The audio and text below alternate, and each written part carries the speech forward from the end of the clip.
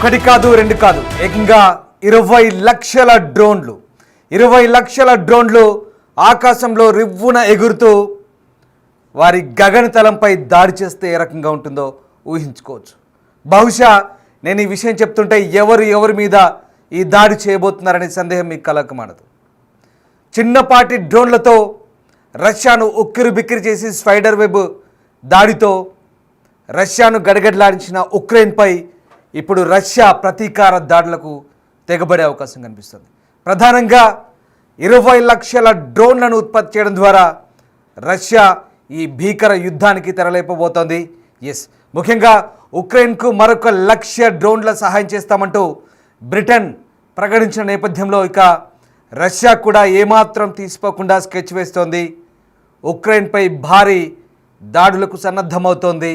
ఏకంగా 20 లక్షల డ్రోన్లను రూపొందించేందుకు రష్యా సిద్ధమవుతున్నట్టుగా తెలుస్తోంది.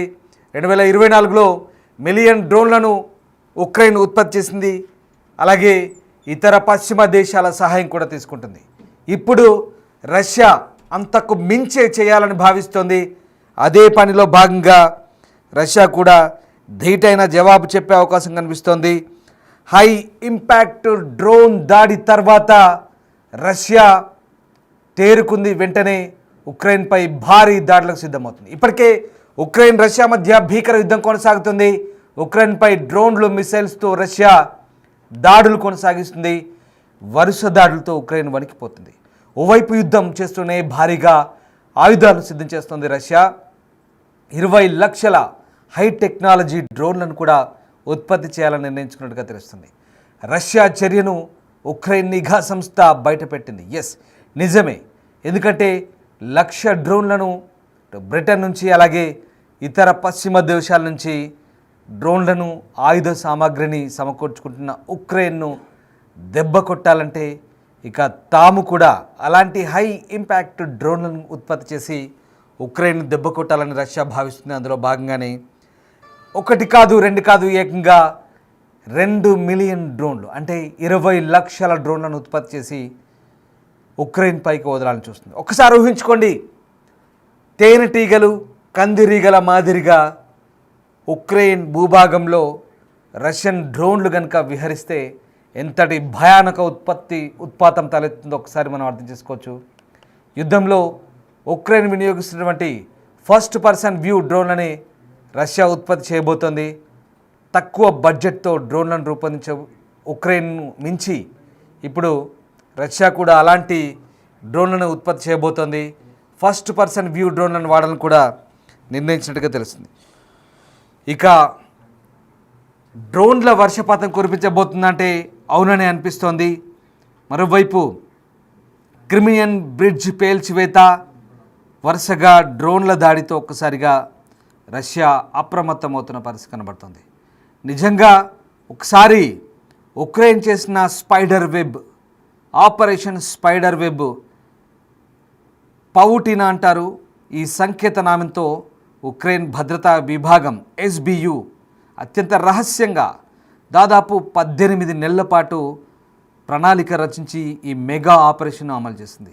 ఈ దాడిలో భాగంగా ఎక్కడో 5,000 కిలోమీటర్ల దూరంలో ఉన్నటువంటి సైబీరియా ప్రాంతంలో, బెలయా ప్రాంతంలో అంటే తూర్పు సైబీరియా అంటే దాదాపుగా ఆర్కిటిక్ ప్రాంతానికి దగ్గరగా ఉన్నటువంటి ఆ ప్రాంతానికి ఫిన్లాండ్ సమీపంలో నుండి ఆర్కిటిక్ సమీపంలోని ఒలెన్యా అలాగే మాస్కోకు సమీపంలో ఉన్న ఇవనోవో, డాగిలోవో వంటి కీలక రష్యా వైమానిక స్థావరాలను లక్ష్యంగా చేసుకొని ఉక్రెయిన్ ఆ దాడులు చేసింది. సుమారు 41 రష్యా ఫైటర్ బాంబులు ధ్వంసమయ్యాయి. వీటిలో అత్యాధునిక Tu-95, Tu-22 M3 bombers, A-50 నిఘా విమానం కూడా ఉన్నాయంటూ ఉక్రెయిన్ ప్రచారం చేసుకుంది.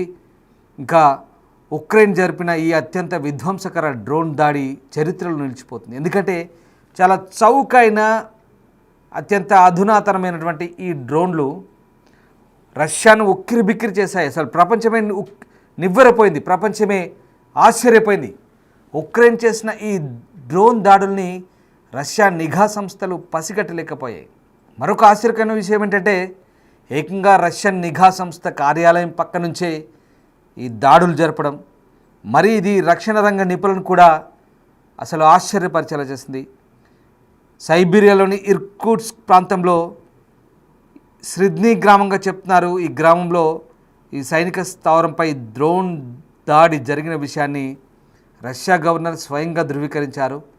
యుద్ధ క్షేత్రాలకు అత్యంత దూరంలో రష్యా భూభాగంలోకి చొచ్చుకెళ్ళి మరీ శత్రువుల బాంబర్లను ధ్వంసం చేయడం అంటే మామూలు విషయం కాదు. రకంగా సరుకు రవాణా ట్రక్కులపై అమర్చిన మొబైల్ చెక్క షెడ్లలో డ్రోన్లను దాచిపెట్టి నిర్ణీత సమయంలో ట్రక్కుల పైకప్పులను రిమోట్గా తెరిచి డ్రోన్లను ప్రయోగించడం అంటే మామూలు విషయం కాదు. 18 నెలలుగా తమ గూఢాచారులను మోహరించి ఉక్రెయిన్ ఈ పనిని చాలా పకడ్బందీగా చేసింది. అంతకు ముందే ఆ వ్యక్తుల్ని అక్కడి నుంచి తప్పించిందంటే ఉక్రెయిన్ ఎంత పటిష్టంగా ఈ వ్యూహాన్ని అమలు చేస్తుందో మనం అర్థం చేసుకోవచ్చు. ఈ రకంగా ఓవైపు శాంతి చర్చలు జరుగుతున్నాయి, మరోవైపు ఇటు దాడులు కొనసాగించింది. సరిగ్గా ఇస్తాంబుల్లో జరిగినటువంటి శాంతి చర్చలకు ఒక్కరోజు ముందు ఉక్రెయిన్ ఈ దాడి చేసింది. ఇంతకీ ఉక్రెయిన్ ఈ దాడి చేయడం వ్యూహాత్మకమా, రష్యాను దారికి తెచ్చుకునే పనా, లేదా ప్రపంచ దేశాల ముందు ప్రధానంగా అమెరికా ముందు అసలు ఏమాత్రము బలహీన దేశంగా ఉన్న ఏమాత్రం సైనిక సామర్థ్యం లేని దేశంగా చెప్పబడే ఉక్రెయిన్ తమ సామర్థ్యాన్ని నిరూపించుకునే పని? మొత్తం మీద ప్రస్తుతం ఉక్రెయిన్ చేస్తున్న దాడులకు క్రిబిక్రైన రష్యా ప్రతి దాడులకు దిగుతుంది. అందులో భాగంగానే గ్లైడ్ బాంబును కూడా వేస్తుంది. ఒకసారి మీరు ఆ స్క్రీన్పై దృశ్యాలు చూస్తే డ్రోన్ల ఫ్యాక్టరీ ఏ రకంగా తయారవుతుంది ఒకసారి అర్థం చేసుకోవచ్చు. డ్రోన్లు ఏ రకంగా తయారు చేస్తున్నారు. యుద్ధ తంత్రం మారిపోయింది. ఒకప్పట్లాగా ఫిరంగులు గండ్లు పట్టుకొని యుద్ధ భూమిలో పరస్పరం తలపడే పరిస్థితి లేదు. ఇప్పుడంతా టెక్నాలజీ, ఇప్పుడంతా స్మార్ట్గా వర్క్ చేస్తున్నారు, స్మార్ట్గా ఫినిష్ చేస్తున్నారు. అందులో భాగంగానే ఈ డ్రోన్లను వాడుతున్నారు. ఒకసారి ఆ డ్రోన్లను చూడండి, కంప్లీట్గా కందిరీగల మాదిరిగా, తేనెటీగల మాదిరిగా జరువ్వమంటే ఎగురుకుంటూ వెళ్ళిపోతాయి. శత్రువు కూడా ఆ శబ్దం రాదు, స్టెల్త్ మోడ్లో పనిచేస్తాయి. అత్యంత అధునాతనమైనటువంటి డ్రోన్లు. ఒకసారి మీరు ఈ ఊహాజనిత చిత్రాలు ఒకసారి చూస్తే మీకు అర్థమవుతుంది. ఆ చిత్రాలు ఏ రకంగా మనకు ఆ డ్రోన్ల పనితీరు ఏ రకంగా ఉంటుంది. స్టెల్త్ మోడ్లో పనిచేస్తాయి, చీకట్లో కూడా పనిచేస్తాయి, నిర్దేశిత లక్ష్యాన్ని చాలా ఖచ్చితంగా చేరుకుంటాయి, చాలా పక్కాగా శత్రువు కంట కనబడకుండా అక్కడి టార్గెట్ని అటాక్ చేసి మళ్ళీ తిరిగి వస్తాయి. నిజంగా ఈ డ్రోన్ టెక్నాలజీతో ఇప్పుడు యుద్ధాలు ఎంత యుద్ధ తంత్రమే మారిపోయింది. మళ్ళీ చెప్తున్నాను, ఒకప్పటి యుద్ధం కాదు, ఒకప్పటి ఫిరంగులు రావు, ఒకప్పట్ల ఎదురెదురుగా ఆర్టిలరీ గన్స్తో తలపడే రోజులు పోయాయి. కంప్లీట్గా టెక్నాలజీ వాడుతున్నారు, డ్రోన్లను వాడుతున్నారు, మిసైల్స్ని ప్రయోగిస్తున్నారు, టార్గెట్లు ఫిక్స్ చేస్తున్నారు. బటన్ నొక్కితే చాలు, రిమోట్ నొక్కితే చాలు, శత్రువు యొక్క టార్గెట్లను కంప్లీట్గా సర్వనాశనం చేసి మళ్ళీ తిరిగి వచ్చేటువంటి పరిస్థితులు ఉన్నటువంటి ఈ రోజుల్లో ఫస్ట్ పర్సన్ వ్యూ డ్రోన్లను ఏ రకంగానైతే ఉక్రెయిన్ రష్యాపై ప్రయోగించిందో ఇప్పుడు రష్యా కూడా అదే బాటలో పయనించబోతుంది. వాస్తవానికి ఈ డ్రోన్లు ఒకప్పుడు రష్యా దగ్గర ఉండేవి. రష్యా కంటే ముందే ఉక్రెయిన్ ఈ డ్రోన్లను వాడింది. ఆల్రెడీ రష్యా దగ్గర ఇలాంటి డ్రోన్ టెక్నాలజీ ఉంది, కానీ రష్యా వాడలేకపోయింది. దాన్ని ఉక్రెయిన్ వాడి చూపించింది. 18 నెలల స్కెచ్ తర్వాత రష్యాపై డ్రోన్ దాడి చేస్తూ తమ సత్తా ఏంటో నిరూపించే ప్రయత్నం చేసింది. ప్రపంచ యుద్ధ చరిత్రలో, యుద్ధ తంత్రంలో ఇదొక కొత్త అధ్యాయంగా మనం చెప్పవచ్చు. దాదాపు 30% రష్యన్ వైమానిక ఆయుధ సంపత్తిని నిర్వీర్యం చేయగలిగిందంటే ఉక్రెయిన్ ఎంత పెద్ద ఘనత సాధించిందో మనం చెప్పొచ్చు. ప్రస్తుతం ఉక్రెయిన్ అదే ప్రకటించుకుంటుంది, పెద్ద విజయంగా చెప్పుకుంటుంది. కానీ రష్యా ప్రతీకారంతో రగిలిపోతుంది. ఇప్పటికే దక్షిణ ఉక్రెయిన్ నగరమైనటువంటి ఖేర్సన్పై గ్లైడ్ బాంబులను ప్రయోగించి విరుచుకుపడుతోంది, ప్రభుత్వ భవనాలను దెబ్బతీస్తోంది. ఇక అంతేకాదు, రష్యాలోని చాలా భూభాగం నుంచి అనేకమైనటువంటి దాడులు కొనసాగిస్తున్న పరిస్థితి కనబడుతోంది. ఇప్పటికే డొనాల్డ్ ట్రంప్ రష్యన్ అధ్యక్షుడితో మాట్లాడినప్పుడు చాలా ఖచ్చితంగా చెప్పారు, రష్యా అంతటా సైనిక స్థావరాలపై ఉక్రెయిన్ ఏ రకంగానైతే దాడులు చేసిందో ఆ దాడులకు ప్రతీకారం తీర్చుకుంటామంటూ క్రెమ్లిన్ చెప్తోంది. చాలా గట్టి ప్రతీకారం ఉండబోతోంది. ట్రంప్ పుతిన్ మధ్య దాదాపు 75 నిమిషాల పాటు జరిగిన ఫోన్ సంభాషణలో పుతిన్ అమెరికా అధ్యక్షుడితో చాలా ఖచ్చితంగా చెప్పారు. ప్రతీకారంతో రగిలిపోయారు. ఖచ్చితమైన దాడులు ఉంటాయి, మీరు వేచి చూడండి అంటూ చెప్పారు. దీంతో వెంటనే ట్రంప్ కూడా ఇమ్మీడియట్గా తన సోషల్ మీడియా ఖాతాలో స్పందించారు. భయంకరమైన దాడులకు రష్యా సిద్ధమవుతుంది, ఇక కాచుకోండి అంటూ ఆయన చెప్పకనే చెప్పారు. ఎందుకంటే ఇద్దరి మధ్య జరిగిన ఫోన్ సంభాషణ, పుతిన్ ఎంత సీరియస్గా ట్రంప్తో మాట్లాడారో దీన్ని బట్టి మనకు అర్థమవుతుంది. చాలా క్లియర్గా ట్రంప్తో చాలా కఠినంగా చెప్పారు. ఇక ఉక్రెయిన్ కాచుకోవాల్సి ఉందంటూ ఆ ఫోన్లో చాలా గట్టిగానే చెప్పినట్టుగా తెలుస్తుంది. మొత్తం మీద ఈ ట్రంప్ చెప్తున్న దాన్ని బట్టి ఖచ్చితంగా రష్యన్ దళాలు భయంకరమైన ప్రతీకార దాడులకైతే సిద్ధమవుతున్నట్టుగా మనకు అర్థమవుతుంది. ఈ నేపథ్యంలోనే ఇక ఏదైతే డ్రోన్లతో దెబ్బతీశారో ఆ డ్రోన్లని ఇప్పుడు వాడి మళ్ళీ భయంకరమైన దాడులకైతే సిద్ధమవుతున్నట్టుగా తెలుస్తుంది. ఇక ఇప్పటికే రష్యన్ డ్రోన్లు మిసైల్స్ విరుచుకుపడుతున్నాయి. చాలా ప్రాంతాల్లో డోనెట్స్ కావచ్చు, ఖార్కివ్ కావచ్చు, ఒడెస్సా కావచ్చు, డిప్రో కావచ్చు, ఖేర్సన్ కావచ్చు, ఇలా అనేక ఉక్రెయిన్ ప్రాంతాల్లో దాదాపుగా వందలాది డ్రోన్లను, బాలిస్టిక్ క్షిపణులను ప్రయోగిస్తున్నట్టుగా అటు ఉక్రెయిన్ అధ్యక్షుడు జెలెన్స్కీ కూడా చెప్తున్నారు. మొత్తం మీద జూన్ 1న నిర్వహించిన ఆపరేషన్ స్పైడర్స్ వెబ్ అనేది రష్యాలోని తన సైనిక మౌలిక సదుపాయాలు లక్ష్యంగా చేసుకొని ఉక్రెయిన్ ఎంతటి రిస్క్ డ్రోన్ దాడి చేసిందో ఇప్పుడు ఆ రకంగానే రష్యా కూడా దాడులకు, వ్యూహాత్మక దాడులకు సిద్ధమవుతున్నట్టుగా తెలుస్తుంది. సో మొత్తం మీద ఎక్కడో సైబీరియా ప్రాంతంలో ఉన్నటువంటి రష్యన్ భూభాగంపై ఉక్రెయిన్ ఏ రకంగానైతే దాడి చేసిందో ఇప్పుడు అదే వ్యూహాన్ని, అదే యుద్ధ తంత్రాన్ని రష్యా వాడబోతోంది.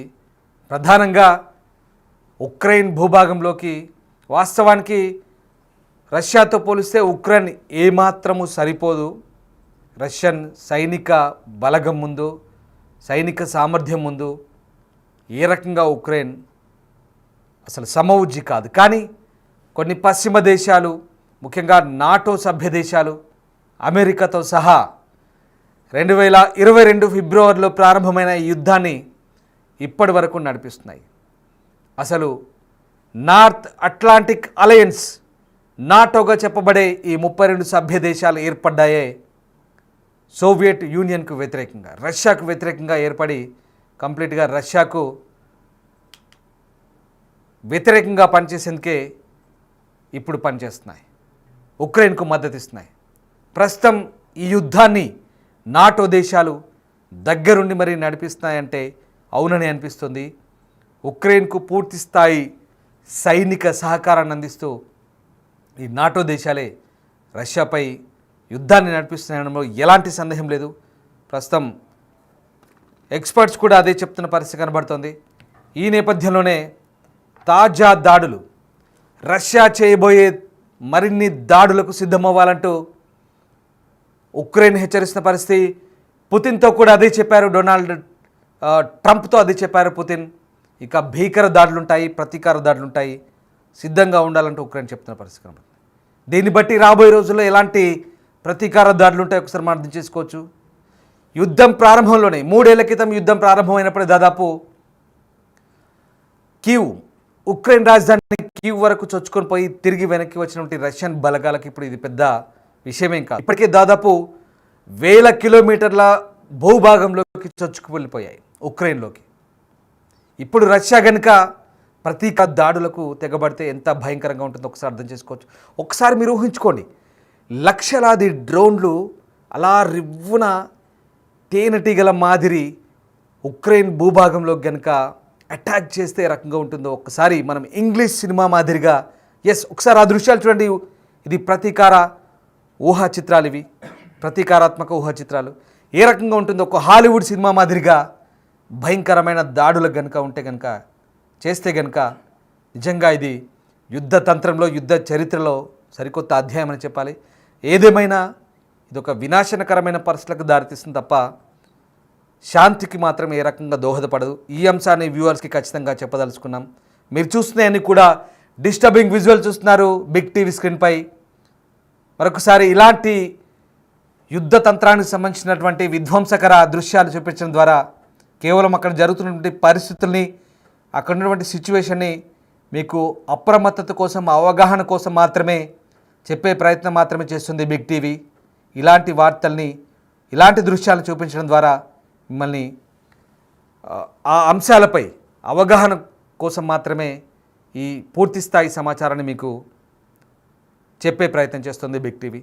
రైట్, మొత్తం మీద ఉక్రెయిన్ వ్యూహాలకు ప్రతి వ్యూహాలుగా రష్యా రచిస్తున్నటువంటి డ్రోన్ దాడులు ఏ రకంగా ఉంటాయో ఒకసారి మనం అర్థం చేసుకోవచ్చు. ప్రస్తుతానికైతే భయంకరమైన దాడులు చేస్తుంది, అవసరమైతే న్యూక్లియర్ వార్ కూడా వెనకాడమంటూ రష్యా చెప్తున్న నేపథ్యంలో ఓవైపు శాంతి చర్చలు, మరోవైపు యుద్ధం ఎలాంటి పరిస్థితులకు దారితీయబోతుంది, భవిష్యత్తులో రష్యా ఉక్రెయిన్ మధ్య ఎలాంటి పరిస్థితులు చోటు చేసుకుంటాయని మాత్రం ఉత్కంఠ రేపుతోంది.